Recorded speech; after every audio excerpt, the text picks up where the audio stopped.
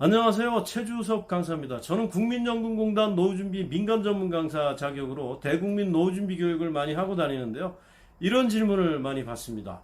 국민연금 받을 때가 돼서 소득이 있게 되면 국민연금이 깎인다고 하는데 어떻게 했으면 좋겠습니까? 라는 질문인데요.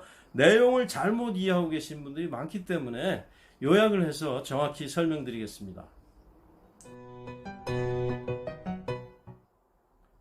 핵심 포인트 첫 번째입니다. 월 평균 소득이 국민연금의 A값을 초과할 때만 국민연금은 감액됩니다. A값이라는 것은 국민연금 전체 가입자의 3년간 월 평균 소득을 뜻하는데요. 매년 1월 1일 발표되고요.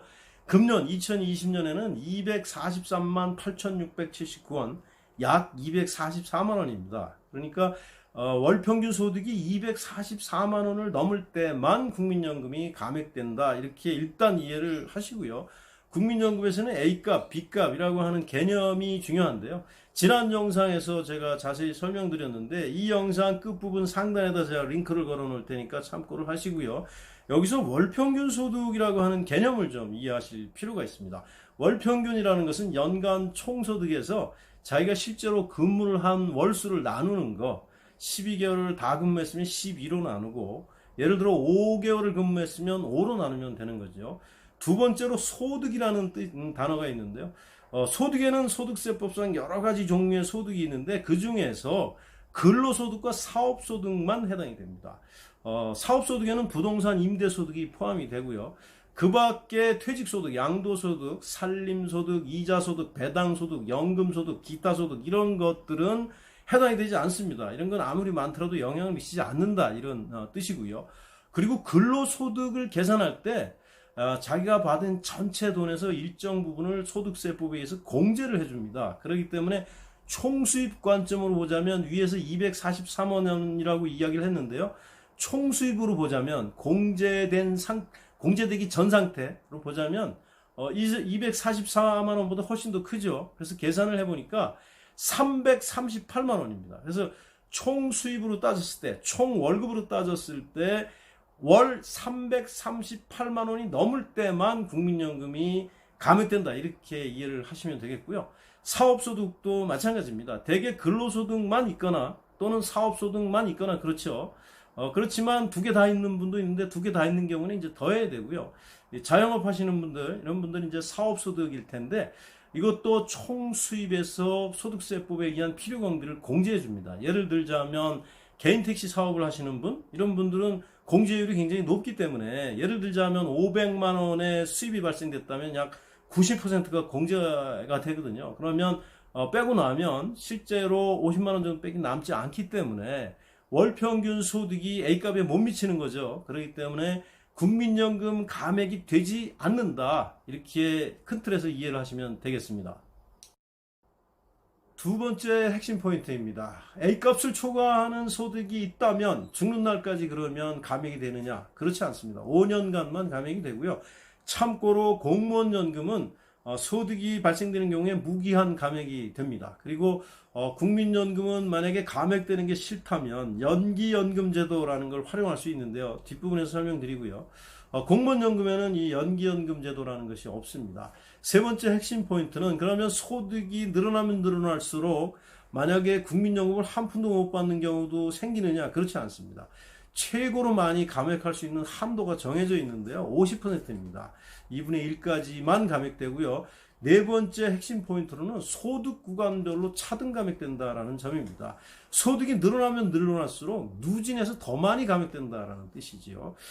이것이 2015년 7월 29일 이전에 연금을 받으신 분들은 이렇게 되질 않았습니다. 그때는 연령별 차등 감액 제도였죠. 그래서 60세에 연금을 타시고요. 61세에는 50%가 감액이 되고 62세에 40%, 63세에 30%, 64세에 20%, 65세에 10% 이런 식으로 감액이 됐어요. 그래서 옛날 분들 말을 듣고서 지금도 퇴직을 하고 첫 번째 해에는 소득이 있으면 50%가 깎인다 이렇게 알고 계시는 분들이 계시는데요. 제도가 바뀐 거고요. 착오 없으시면 좋겠습니다. 제가 지금까지 네 가지 핵심 포인트를 짚어드렸는데요. 이것들을 종합해서 한번 작은 사례를 들어서 한번 적용을 해보겠습니다. 60세에 퇴직을 해서 만약에 재취업을 했다고 가정을 하고요. 연봉 4,800만 원짜리 회사에 재취업을 했다. 사업소득은 물론 없고요. 이런 경우 4,800만 원이 다 해당되지 않는다고 앞에서 말씀드렸습니다. 소득세법으로 공제가 1,212만 원이 여기에 해당이 되기 때문에 빼면 3,588만 원의 총 근로소득이 생겼습니다. 나누기 근무한 개월수 12로 나누니까 월 평균 299만 원의 이제 근로소득이 생긴 거고요. 이 299만 원이라는 게 앞에서 제가 설명드렸던 A값 244만 원을 초과하잖아요. 55만 원 초과하니까 감액 대상이 되는 겁니다. 그래서 이 초과한 금액 55만 원에 곱하기 5% 이렇게 계산을 해서 27,500원이 감액이 됩니다. 예상했던 것보다 생각했던 것보다 덜 감액됐다라고 느끼실 거예요. 왜냐하면 400만 원 월급을 받는데 27,500원 이제 되는 거죠. 사실 400만 원 정도 재취업해서 월급 받는 사람도 그렇게 많지 않아요. 왜냐하면 재취업이기 때문에 노후소득이기 때문에 소득 수준이 비교적 낮다 이렇게 이제 볼 수가 있습니다. 앞에서 소득 구간별로 차등해서 누진적으로 감액이 적용된다라고 말씀드렸는데요. 좀 더 자세히 살펴보면 소득 구간이 5가지로 이렇게 나눠져 있습니다. A값을 초과하는 금액이 100만 원이 안 될 때는 A값을 초과하는 금액의 5%를 소득을 감액합니다. 앞에서 우리 27,500원 계산해서 나온 거가 여기에 이제 해당이 되고요. 그 다음에 100만 원을 초과해서 200만 원 미만인 경우에는 5만 원 더하기 100만 원 초과액의 10% 이렇게 율이 조금씩 늘어나죠. 이렇게 해서 5만 원에서 15만 원 정도가 감액 대상이 되고요. 같은 방식으로 이렇게 5가지로 쭉 계산을 해 보시면 되고요.